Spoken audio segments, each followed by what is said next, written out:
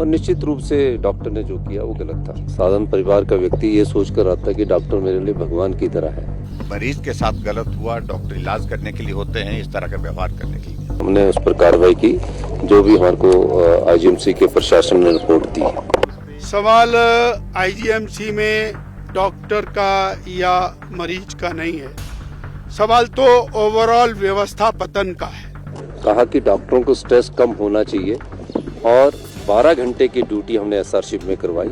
लेकिन आगे इस सारी चीज से हमको सीख लेनी चाहिए कि ये घटनाएं ना हो। डॉक्टरों में फ्रस्ट्रेशन है, मरीजों में फ्रस्ट्रेशन है। जब इलाज ही नहीं हो रहा है और उसके कारण मरीज फ्रस्ट्रेटेड है, डॉक्टरों को सुविधा नहीं मिल रही है, उसके कारण डॉक्टर फ्रस्ट्रेटेड है, तो स्थितियां तो ऐसी होंगी।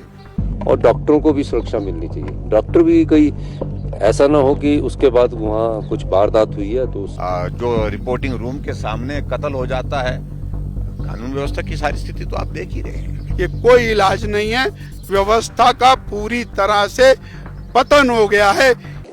जिन भी परिस्थितियों में वो वारदात हुई है और जिस भी परिस्थिति में डॉक्टर साहब ने मरीज जो था उस पर जिस प्रकार की वारदात की गई है, मेरा ये मानना है कि इस प्रकार की वारदात नहीं होनी चाहिए।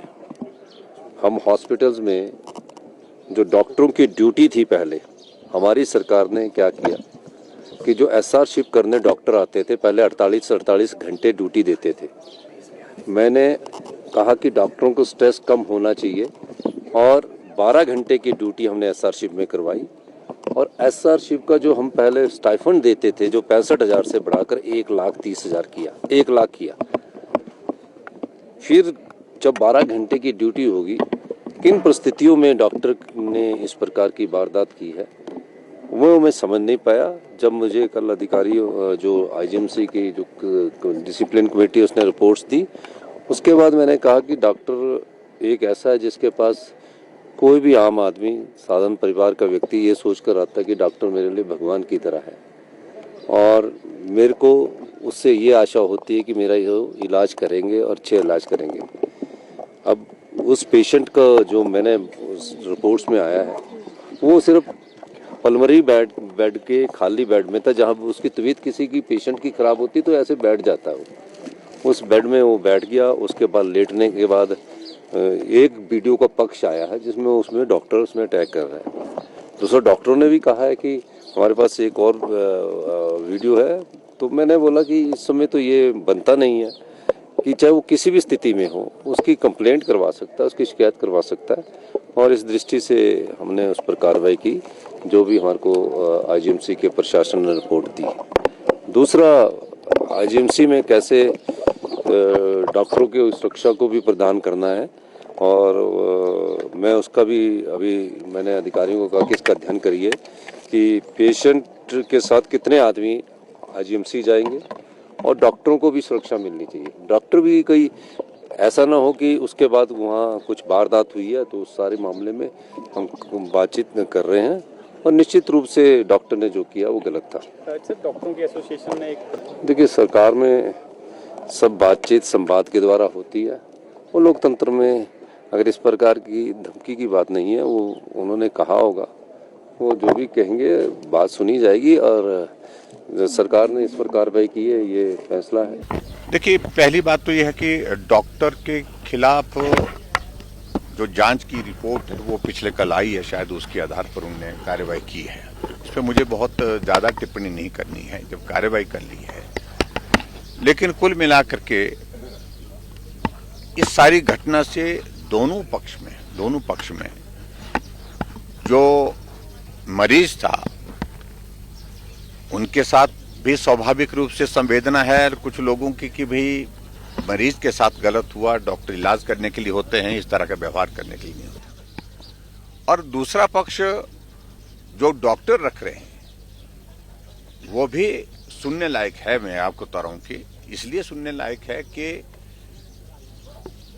जैसे वहां पर सारी चीजों को लेकर के सारी वो घटनाक्रम घटित हुआ है, उसमें अल्टीमेटली जो है वो कॉन्फ्लिक्ट, वो घटना जो है वो एक इस तरह से एक शेप ले गई जिसके कारण जो है वो वहाँ माहौल अलग तरह का देखने पूरी दुनिया में, पूरे देश भर में आज उसकी चर्चा है। लेकिन आगे इस सारी चीज से हमको सीख लेनी चाहिए कि ये घटनाएं ना हो, उसके लिए सरकार कदम उठाए।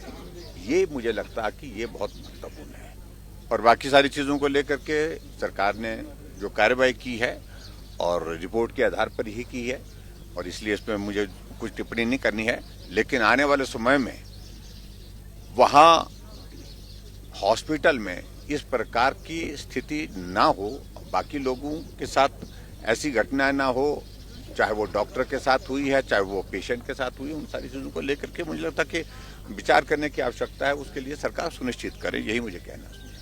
लोग मारे जा रहे हैं, ऊना में घटना हुई, आप नालागढ़ का जिक्र कर रहे हैं, इस तरह से बिलासपुर में घटना हुई, शिमला के आपके रिज मैदान के साथ माल रोड पर जो है पुलिस जो रिपोर्टिंग रूम के सामने कत्ल हो जाता है। कानून व्यवस्था की सारी स्थिति तो आप देख ही रहे हैं। इसलिए सरकार की प्राथमिकता इन सारी चीजों को लेकर के होनी चाहिए थी, लेकिन वो हो नहीं पाई है। 3 साल बीत गए कहते कहते, और सचमुच में ये चिंता का विषय हम सब लोगों के लिए, इस प्रदेश के लोगों के लिए। सवाल आईजीएमसी में डॉक्टर का या मरीज का नहीं है, सवाल तो ओवरऑल व्यवस्था पतन का है। जब चीजें सरकार की तरफ से बिगड़ने लगती हैं, मंत्रियों की तरफ से बिगड़ने लगती हैं, तो उसको कहते हैं जनरलाइज्ड स्थिति खराब होती है। अब जब सरकार के स्तर पर लड़ाई है, विभागों के स्तर पर लड़ाई है और फ्रस्ट्रेशन है, डॉक्टरों में फ्रस्ट्रेशन है, मरीजों में फ्रस्ट्रेशन है, जब इलाज ही नहीं हो रहा है और उसके कारण मरीज फ्रस्ट्रेटेड है, डॉक्टरों को सुविधा नहीं मिल रही है, उसके कारण डॉक्टर फ्रस्ट्रेटेड है, तो स्थितियां तो ऐसी होंगी। और ये इक्का दुक्का घटना हो गई, आपने उठा करके एक उंगली में बीमारी हुई, उंगली काट दी, ये इलाज नहीं है। वास्तव में पूरी सरकार का हाल खराब है, वो कोई विभाग नहीं बचा है।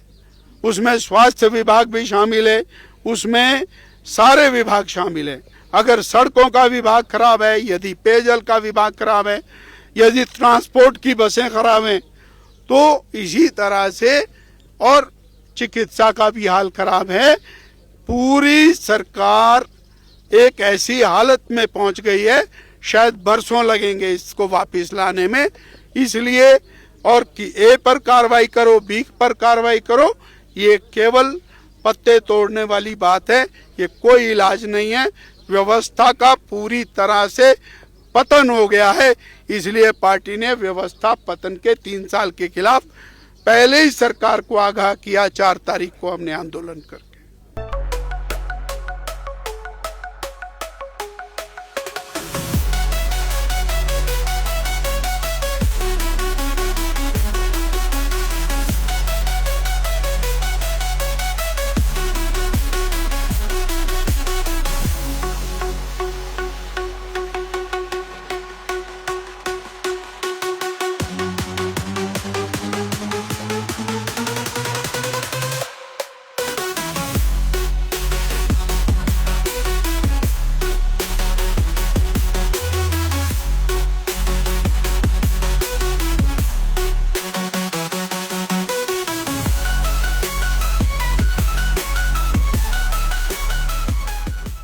त्योहार के इस सुहाने सीजन में गोयल मोटर्स नेटवर्क की सोलन और शिमला स्थित नेक्सा शोरूम में पाई इंडिया की सबसे पसंदीदा गाड़ियों पर खास ऑफर। इग्निस, बिलेनो, फ्रॉन्स, जिम्नी और ग्रैंड विटारा जैसी शानदार गाड़ियों को खरीदने का साल का सबसे बेहतर वक्त। नेक्सा का खास ब्लैक एडिशन उपलब्ध है।